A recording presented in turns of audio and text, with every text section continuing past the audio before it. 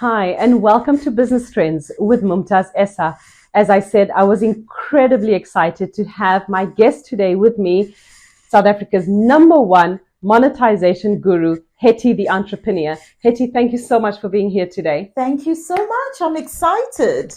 Hetty, to start off, to introduce you to my audience, tell me a little bit about your journey with a monetization guru. How did it all begin? I've always loved social media. I've always known that it's one of those spaces that if you use it correctly, you can absolutely leverage it. I've always interacted on social media. I've always been in the online space. I love the digital space long before it became very popular. So even our various businesses together with my husband, we've always launched them within the online space. So I think it was a natural progression for me to want to leverage that online space and help other people to be able to use it as well to monetize, to grow their personal brands, and to really leverage it for business growth. When you talk of monetize and to grow their business brand, what is the #1 tip that you can give anyone who wants to monetize their personal brand?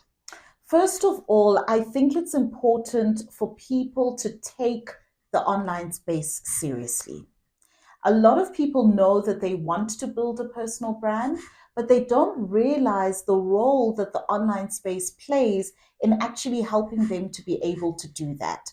If you take the online space seriously, if you study it, if you take your personal brand seriously, if you begin to have a digital strategy, that's now your roadmap that's going to take you to where you want to go, you can literally blow the lights out. But I find that sometimes people don't take it as seriously, or they treat their personal brand or business like a hobby, and then they get hobby results. And then, of course, they'll complain. But if you're consistent, if you're disciplined, and if you stay the course, you can actually literally do so much. On my business, on my platform, what I find is that if I deliver content that is relevant to my audience, Yes. then my results are very positive. Would that be true for all business platforms? Absolutely. In fact, you are right on the money. So, one of the biggest mistakes that people make is that they've got an audience, but they don't understand their audience. They don't know their needs, their desires, their wants, their pain points, so that they can provide solutions to those pain points. So, because they haven't understood their audience, what ends up happening is that their messaging and positioning then doesn't actually resonate with their audience. So what you are doing correctly is you've understood your audience, and therefore your content is fit to purpose. And they'll look at it and be like, oh, I love Mumtaz. I love what she's talking about, because you've understood what matters to them. That's very important when building a community. Who are your stakeholders? Yes. Because it just helps you to make sure that everything is fit to purpose. I'd like to ask you the topic of monetization. What price tag can someone put on themselves and say, this is my value? And the other question is, when you present your rate card and the businesses look at the rate card and they say, thank you very much, it's too high, do you then drop your price or do you maintain your price? Oh, it's such a tricky one. Really, it is such a tricky one. There's so many layers to unpack, because first of all, it depends how long you've been in the marketplace. What is your track record? Do you have proof of concept of whatever it is you're doing? Let's say, for example, you're a public speaker or a coach or an influencer. All of those factors matter in determining the rate at which you can then position your offering. So that is the first thing you need to look at. The other thing also is being able to determine the value of what you are giving to the person that wants to utilize your services. So if you, let's say, for example, you might not have a lot of followers, but you're able to say, listen, if you use my services, not only will I post for you, I'll also put you in an email campaign. We'll also record a YouTube video. So what you're doing now is that you're adding meat to the skeleton, and you're filling it up to make the value proposition a lot more enticing for the person who wants to work with you. So putting those elements together becomes very important. There is no copy and paste method, unfortunately. A lot of it does work with trial and error. And in the beginning, you might find that you're going to need to build up your pricing as you go along, as you get more experience, as you get more established and become a thought leader or a subject matter expert within your particular industry. For online businesses, what tips do you have to maximize returns? So first of all, you need to be able to understand what is currently contributing to your returns. You know, I often find that if we approach our businesses haphazardly, we then are unable to determine what is working. Because if you are able to determine what's working, you can amplify that to be able to double and triple your sales. How would you amplify it? What tools of the trade can be used to amplify that? Okay, so let's use a very basic example. Let's say, for example, you are producing an offering, right? Let's say you're a professional speaker. So what you'll find is that most times you're booked to speak on a particular topic. That's one revenue stream. Now your client is happy with the work that you have delivered. So that means you are good at that. That's one element that you've now determined, I am good at this. How do I now take this knowledge I have that I've spoken about on stage to now offer a solution or a service to this particular client that booked me to speak on stage? So now you've spoken about maybe, business success tips. You can now be able to go back to them and say, you know, these tips that I spoke about on stage, what if we came in and did a business diagnostics in your company to see where the elements are missing and how we can be able to apply these tips within your business? So now you've taken one thing that you are good at and you've amplified it into another revenue stream with the same business. And once the diagnostics is done, you are able to then amplify once again by actually providing the services. So with one business idea, it is possible to have several revenues. Absolutely. In fact, that's what you want to do. So I often say, think of your business like a tree. A tree's got a bark, all right? So this is the core of the business. And that bark is rooted. It's rooted in your specialization, your expertise, your knowledge, and all that. Now, once you've got that root in, the bark of the tree should now have branches. Those are the different offerings, products, and various elements that you have available that can bring you different revenue streams into your business. So that then ensures that you are getting different revenue streams coming in and you're not dependent only on one revenue stream for your business. Businesses are rapidly changing, especially with the introduction of AI. How will AI impact on monetization on online platforms? First of all, AI is here. So this debate, is AI good? Should we get rid of it? It's here. And so first of all, as business owners, we have to be adaptable.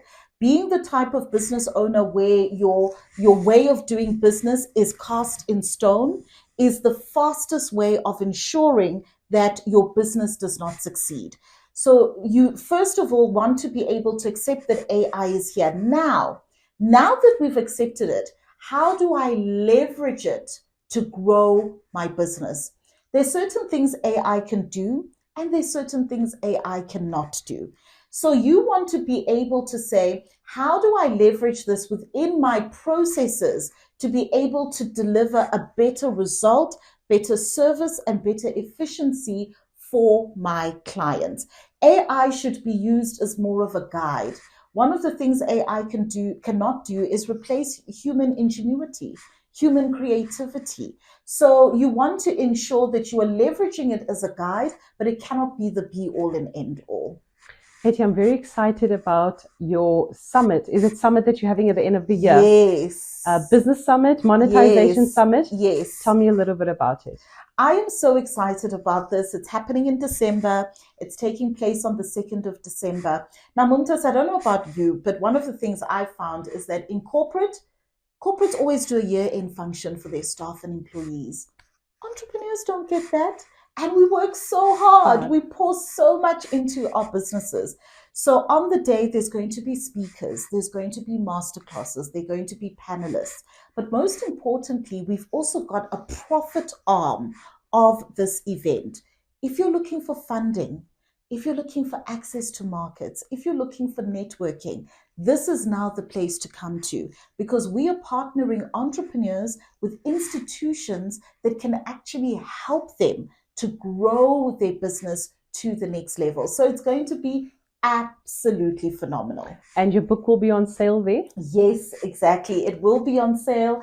Different products and services from other entrepreneurs will be available as well. Hetty, your book, Monetize with Hetty the Entrepreneur, is an incredible book. I've just had the time to read 2 or 3 pages, but I'm definitely going to finish this book. It's a guide. Yes. What prompted you to write this book?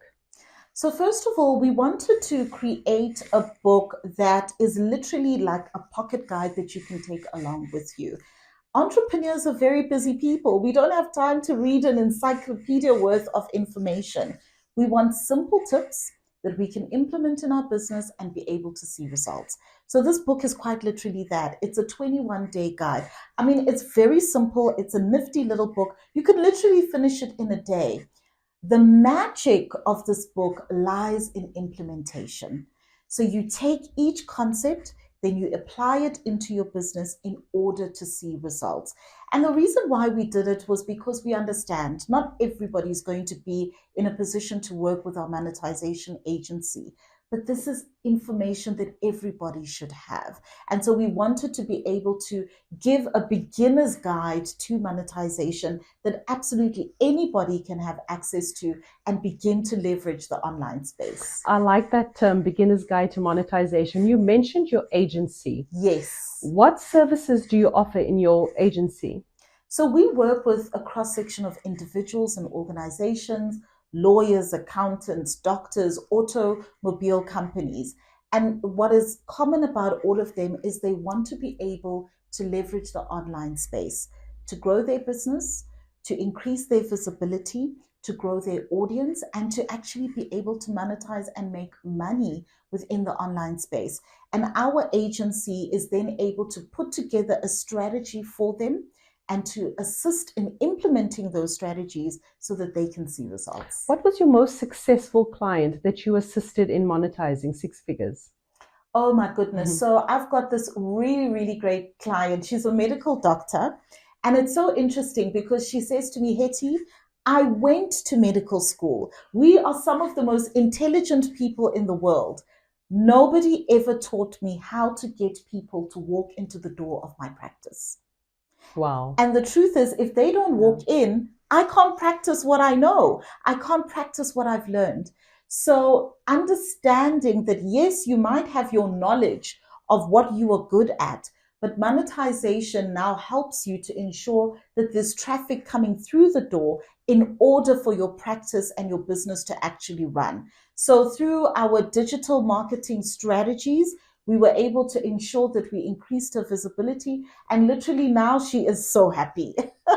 When you spoke about your marketing strategies, we talk about the 9 online platforms, and I just want to touch on 2 or 3. Yes. Instagram versus LinkedIn versus Facebook and YouTube, which are the 4 that I am on. Yes. In your opinion, which is the most popular platform to begin and to continue? If you had to choose between the 4, which one gives you the most results? It depends what you are looking to do. So we need to remember that results and success is different for everyone. Some clients will come to me and say, Hetty, I'm in corporate, I'm already doing well. I'm not necessarily actually looking to earn more money, but I want to build myself up as a thought leader, so that I'm respected within my industry. An individual like that, I'm going to put them onto LinkedIn. We're going to make sure we've got thought leadership articles. We're going to make sure that they are on stages in the industry conferences and seminars where the people that matter in their industry are in the room, so that their name is amplified. That is success for them. It's not about the income generation. It is about the perception management. Now, another person might say, I want to be social media famous. I just want to be known. I will most likely put that individual onto TikTok because it is one of the fastest platforms to gain followers through viral trends, etc. So it really does depend on what the person's objective is and who their target market is, because every platform attracts a different type of audience.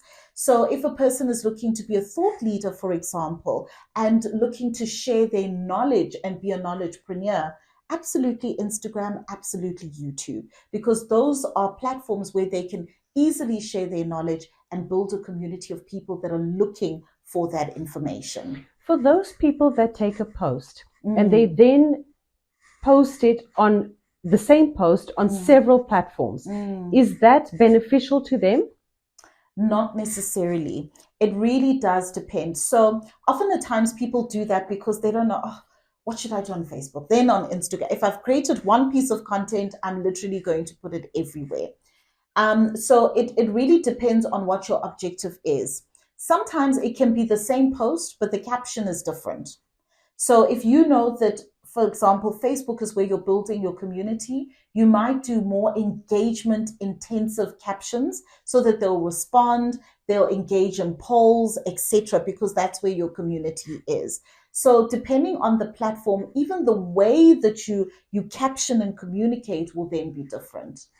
You mentioned TikTok. And Yes. TikTok is very, very different to Instagram, and I'm speaking from experience. Yes. What makes the viewership of TikTok reach millions? I know you said trends, but there must be something. Is it the algorithm? Yeah. That it differs so much to the other Yes. platforms? Spot on. Absolutely spot on. Algorithms. It's the algorithm. So the TikTok algorithm is literally the most friendly algorithm of all of the social media platforms at the moment. The most friendly. Could you expand on that a little bit? Yes, absolutely. So what I find is that it is friendly to the user that is trying to reach the majority of people. The more people that view your video, the more the video is shown on TikTok. The more people that like it, engage with it, the more it gets shown. Now, what happens on the other platforms is your posts generally have an expiration date. So for example, on Instagram, when you post on Instagram, your post is shown to 30% of your audience. And it will be shown to the people who view your post the most. So when you go into Instagram, you can see the people who view your post the most and those who view it the least. The less a person views your post, the less they will see your posts. So that is the one thing. But if it gets a little bit more engagement, it might land onto the explore page. It might. And once it's on there, if it gets a little bit more engagement, it'll last a bit longer until it eventually fizzles out. Now, in comparison to TikTok, if a post does well, TikTok will continue to show it, even for the next year or two. By virtue of the fact that it's gotten good engagement, it continues to grow. And that is why people are able to grow faster on TikTok. Now, the challenge with TikTok, however, is that you might have a good following, but the conversion of that following, now that is where the trick is. How do we turn those followers into buyers, into customers, into people that actually become customers or clients of your particular product or service or personal brand? That is where the tricky part lies. So how do we go about having a solution for this challenge? What is the solution for this challenge? First of all, you need to be able to find ways to get your audience to take an action. Beyond saying, oh, that's a funny video. Oh, this one makes me laugh. I love following them. Beyond that, you want to be able to inspire them to take an action. So unlike Instagram and Facebook, where you can put your call to action in your caption, and it's generally quite good, and people will take that action, on TikTok, you actually want to embed your call to action in your videos. So click the link in my bio if you want more information.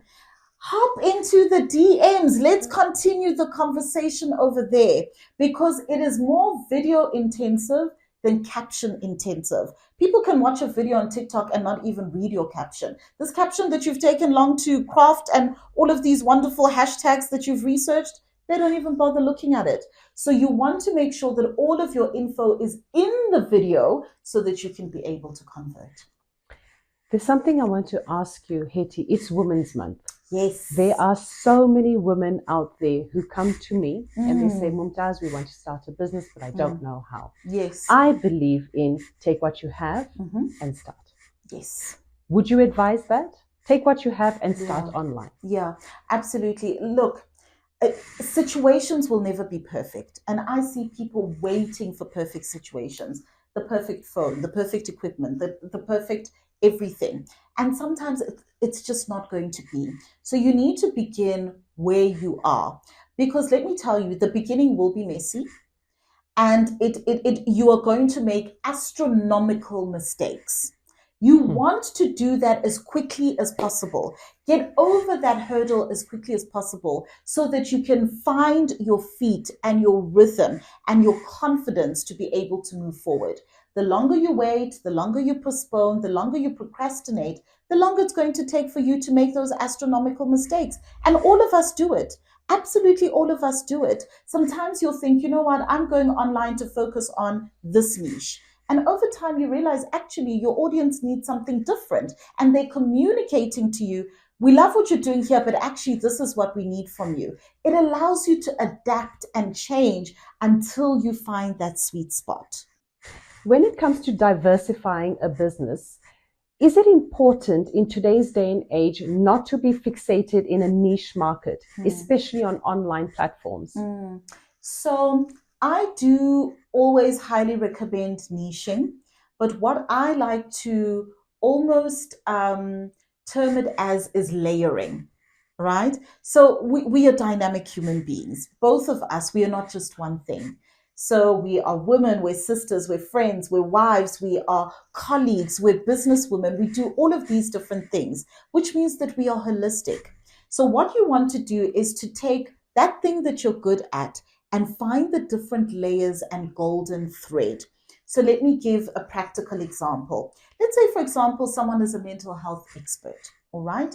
They enjoy going to gym, they enjoy attending events, and then, of course, sharing their knowledge on mental health. So what you want to then be able to do is to create your layers of all the different aspects of your life.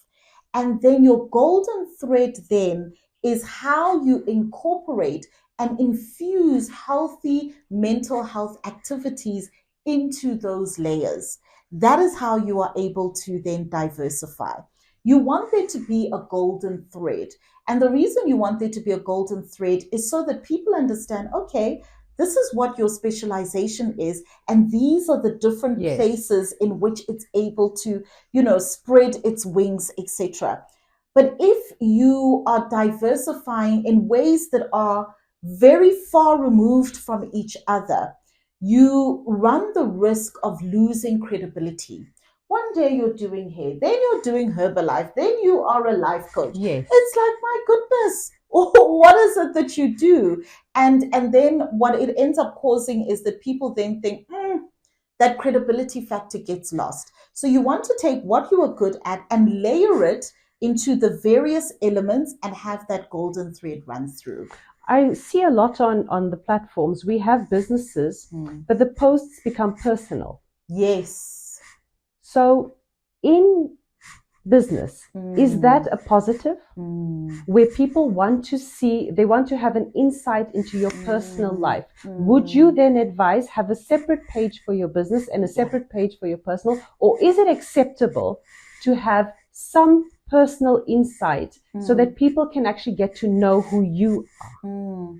So it depends on a number of factors. Just off the bat, I'll always say have a personal page and have a business page. Unless who you are as a person, your personal life is your business. Because there are people where it is their business. You've got vloggers who take us shopping with them, and you see what they had for breakfast, and that is their business. People are interested in what they wore that particular day, in which case, by all means, go for it. Obviously, know your limits and know where your boundaries are in terms of what you're willing to share. Now, if you are a knowledgepreneur or a subject matter expert or a personal brand, what you want to do is you want to be personable because your brand is you and your voice. So, yes, you can share certain elements, but it must be in alignment To your business. to your business. So, I can go live and say, I just had such an amazing conversation with Mumtaz. She's professional. She's absolutely gorgeous, by the way. Thank you. And it was such a great conversation. And these are the things that we unpacked. So I'm sharing a part of my day with them, but it is in alignment with my expertise. So it's bringing them along with me. You can do a day in the life of an entrepreneur, a day in the life of a businesswoman. There's nothing wrong. So you are showcasing what you do, but still within your expertise. You use the term knowledgepreneur. I Yes. love that term. Yes. And how do you define that term? So a knowledgepreneur, I love the term because you get all of these different terms. And when you're trying to explain to people, what do you mean? It simply means that the knowledge that you have is your business. Yeah. So my knowledge of monetization is my business. I go on stages and speak about monetization. My book is about monetization. I provide monetization services. I coach on monetization. It is the knowledge that you have that is your business. Hetty, any plans to branch out internationally? Gosh, I'm so glad you asked that because I am really excited about the world we live in now. The fact that your business doesn't just have to be in one country. I mean, I know, especially even from the conversations with you, about how amazing the business landscape is in Dubai. So I definitely want to explore that. We want to be able to grow the Hetty the Entrepreneur brand and messaging of monetization. I want to be able to explore other countries so that, we're normalizing this monetization conversation. So absolutely, 2024, we definitely want to make sure that we are expanding our footprint. The number one question, how easy is it to make money online? That's probably my most asked question. And of course, it's because we want to be able to monetize as quickly as possible. Truth be told, there's so many different varying factors. For example, your specialization, how quickly monetizable is it? If you are providing a product or service that is essential and people need it, it's so much easier to make money online. What makes it a little bit longer is if you are specializing in an area that is not that well known. So in other words, you first need to educate your audience about that product or service or your coaching. Then it takes a lot longer. It also depends on your audience. Are you starting from scratch? Do you already have an audience base? And also, you might identify a gap in the market. Oh, I've spotted a gap in the market. I'm going to make so much money. But is there a market in that gap? So is what you are providing something that people are willing to take money out of their pocket for? So you might have spotted a gap in the market, but how profitable is that gap? Those are all of the different elements that come into play. So literally it can go from anything as monetizing within 1 month or 2 years. It really is not a get rich quick scheme. Online monetization is about running a business just like any other business. So the normal challenges that come in running a business also come into play. So there's no truth in saying that it's quicker for me to make money online than it is for me to have a retail store. What is true is that the online space is the great equalizer. So you can reach more people quicker online than when you have a retail store. You have to rely a lot on traditional media. And that's expensive. Putting up a billboard is very expensive. And it's also difficult to measure the return on investment. How many people walked into my store because they saw that billboard? Whereas in the online space, you can use your insights to analyze how many people have seen your post, how many people have engaged with your post, where are they located, what are their needs, and then you're able to adapt your offering a lot quicker to meet their needs and therefore monetize quicker. Hetty, thank you so much for being with me today. I learned so much from you. I'm looking forward to sharing the stage with you. Yes. For my audience, just let me know what day is your summit in December. I didn't catch the day. It's on the 2nd of December. It's in Edenvale, Johannesburg. I am super excited. And for people who want to order your book, how do they go about doing that? So you can follow me on all social media platforms. It's Hetty the Entrepreneur, and the link is in the bio where you can be able to purchase the book. Thank you so much, Hetty. Thank you.